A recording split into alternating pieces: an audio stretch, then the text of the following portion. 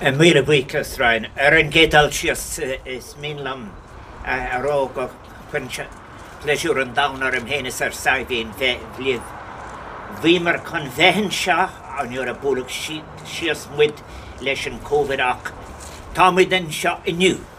May I just say, first of all, Ian Iliog, distinguished guests, members of the Oireachtas, the Agus Seanad, Agus Corlori members, council members, directors of the different organisations are involved. What a great pleasure it is to be here. As I have just said, in Irish we were due to come and then in March the 4th, a significant day, we both were struck with COVID, so we had in fact to defer. But here we are. First of all, I want to say immediately thank you to those, thank you very, very much to those who have showed me their new homes, who brought Sabina and I through, and how delighted it was to be able to go through a front door with people who were so pleased to be having an accommodation and a reconnection to society. So thank you very much to Michael and Ryan, I think it was.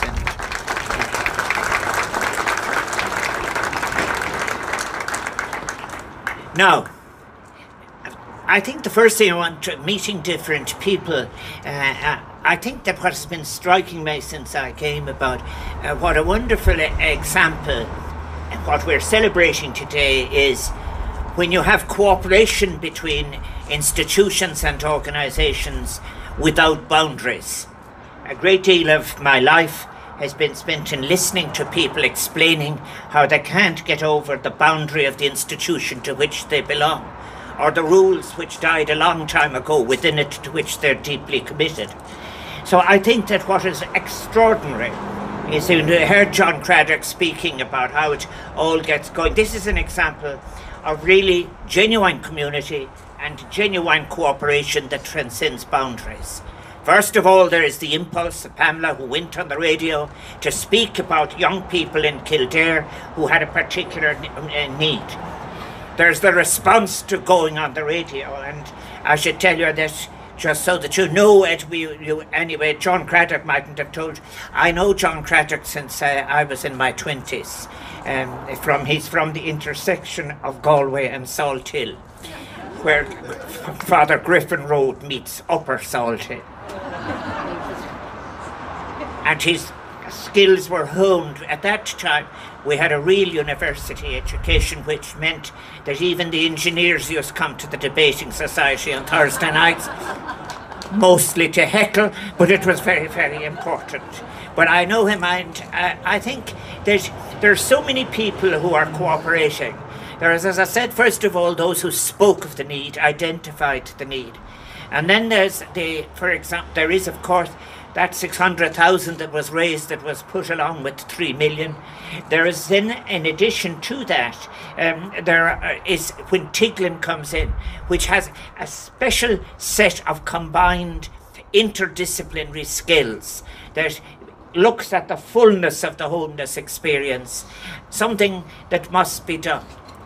I often think about my time when I was elected first to a local authority in 1974, where I would listen to people preaching the Housing Act over those years and saying, we have addressed your housing needs. Everything was wrong about these divisions that are there in relation to housing. And I'm so pleased to be in a place where there's so much cooperation. There, first of all, I say from my heart to those young people who brought me into the places that is their living space. I want to say very much to those who went on radio and spoke about these needs. Those who saw as well as that it's far more than about bricks and mortar. But having a home, being able to get, is so important for every other aspect of citizen participation. And I've been running a Machnav series that is celebrating recalling 100 years ago. And I often ask myself, how Republican is what we created? And isn't it sometimes very much closer to the poor law system that we thought we were departing from? And that's a real challenge. I have taken as well to speaking ever more frankly in relation to housing, because I think it is our great, great, great failure. It isn't a crisis anymore. It is a disaster. And I think that we have to really think about meeting the basic needs of people in a republic, be it about food and shelter and education. We just really, when I think of people, I said that I knew John Craddock and I knew many more from the engineering faculty in Cork. They're people who built homes, and building homes is what is important. It is not to be a star performer for the speculative sector internationally or anything else.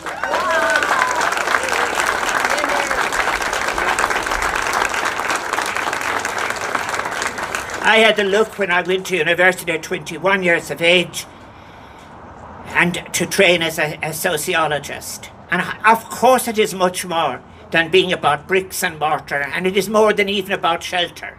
It is about having an address. It's about being able to relate to where Martha Sen, the great economist, Nobel laureate, said about participating without shame in your society, participating fully, of being able to take advantage of all the other community things, the mingling with other people, meeting other people. All of this is what is important. And I sometimes just despair when I want to pay tribute to Kildare County Council.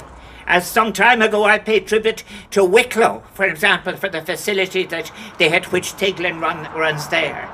And I asked myself the question, when you walk through our cities, and within 200 yards, using the old measurements, you see so many derelict buildings, so many abandoned buildings. When you look at half-emptied villages, when you look at villages and towns from which the banks have fled because they've taken their profits and now operate differently. Why can't we, in fact, achieve the kind of results that we are celebrating here today? And I think this is very, very, very important not just for young people, important for where older people can stay part of their community with dignity. And it is all about dignity. And it isn't dealing with a person, for example, who's homeless, a person who is any one of at the other end of the spectrum with gerontology. It is about retaining your dignity. For example, I'm very happy to say I've managed to survive myself to 81 years. But you know, you start to resist phrases like, I'm putting you in here. And all of that. Older people are not parcels. And younger people are not objects. And if we say we live in a republic, well, let's be republican in our behaviour with each other in terms of meeting all the basic needs of society. Then we can hold our heads up, rather than we said, we adjusted the poor law system that we inherited and we tried to put a harp on it. Now, I think as well it is very, very important in relation to all the different needs that I have been speaking about to just recognise that. When I had those young people who invited me in to share the space that they now have, there's so much of yourself that is in it, something that arises even in relation to the structure of our nursing homes. It is when you're making that decision, what you can bring with you, how much you can retain of your personality. All of that, these are the real Republican values, about how in fact you are able to look at another person as equal and offer dignity and respect. And more than that, a laugh and joy, and know that at least all the necessities are being looked after for everybody.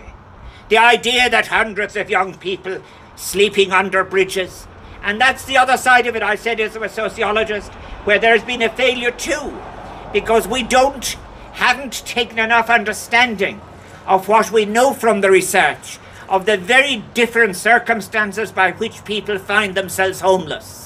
Sometimes it's a difficulty in relation to row between generations. Sometimes it's related to dependencies of one kind or another. Sometimes it's related to addictions that have crawled up on people. Some of them are unique, but the one thing that they all need, and the one thing that has been provided here, is that we can see that they are under the bridges and they're under the entrances to shops, because of gaps in the relation to the understanding that we have.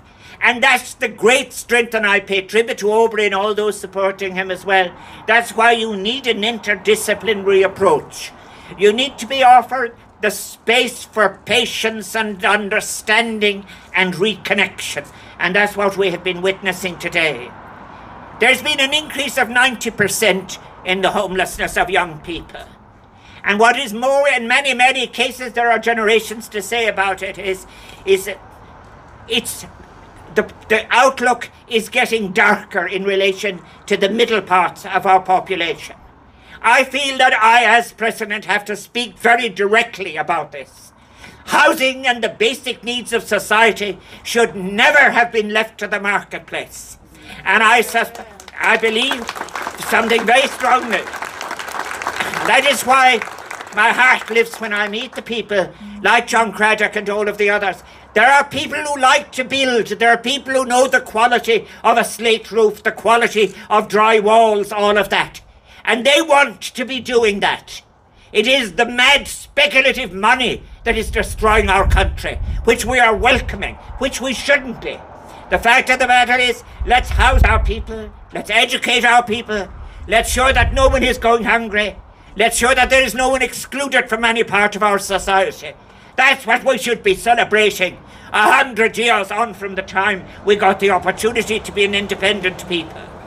Our young people are a vulnerable group, but a valuable group, full of sensitivity, and there are great new things. I have been speaking darkly, but there are good things. Young people now are better informed on science. They're better informed in relation to the importance of responding to living more sustainably, of living not being caught in what's Bauman called an endless race to be consumed in one's consumption. All of this is important. I came here today then at the invitation of Aubrey because an organisation that has special skills, that were adjudged to be the most appropriate management tenant of a facility that was provided through cooperation of state, local state, voluntary and concerned citizens. And that's what's wonderful about it. I think what is so important about it is this, and my wish as President is, let all the county managers and the directors of services all over the country have a good long look at what is happening in Wicklow and Kildare and ask themselves the question before their next monthly meeting, why aren't we doing something similar? What is stopping us?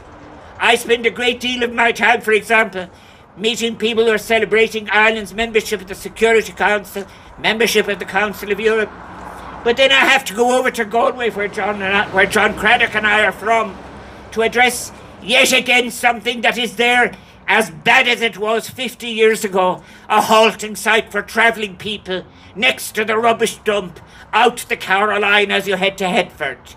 And that's something that shouldn't be.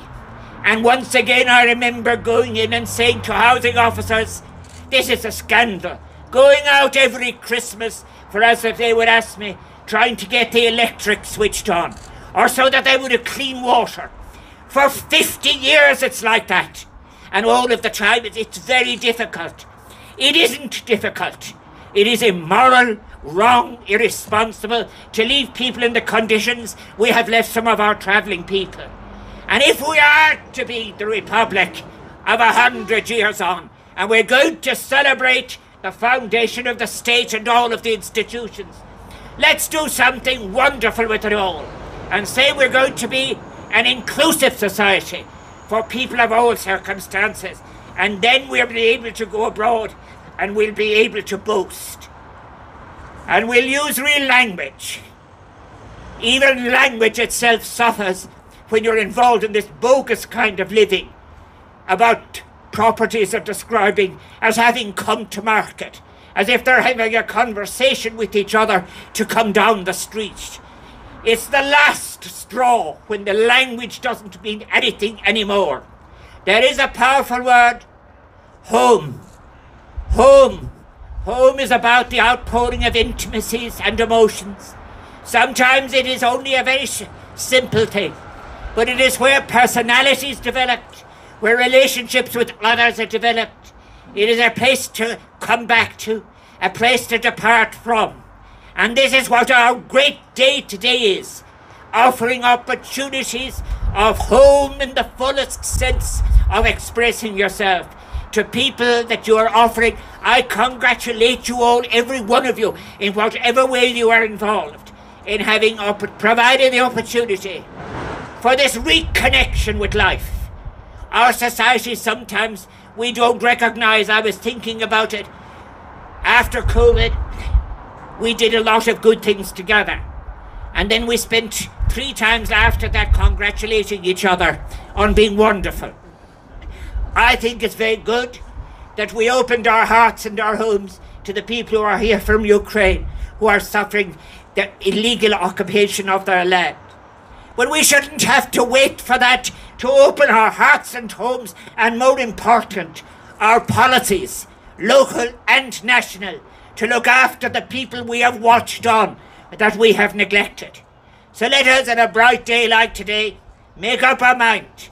There's going to be lots and lots more things like this. I said I don't underestimate the generosity of those who said, I want something good to be left after in a place to breathe new great life into old buildings. How many buildings are there? How many spaces are there? How many are all those houses from which people left 100 years ago?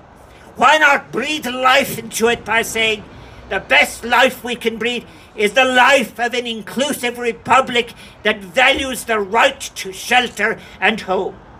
I want to say a very, very sincere thank you to all of you for turning out, and to all of those who have assisted, as I have said, in any way. And above all, you know, I have said at 81 years of age, when I speak to the young people who have showed me their spaces of their living now, what is for them their home, I want to wish them health and happiness.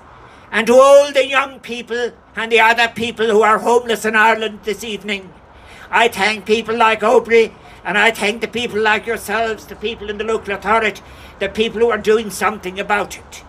You will be remembered. You are the people who are really delivering the possibility. And they can public fiúra to have a real joyful republic. That's what it's all about. May I thank you on behalf of Sabine and myself for the invitation to be with you this morning. Míle buíochas, is Banner.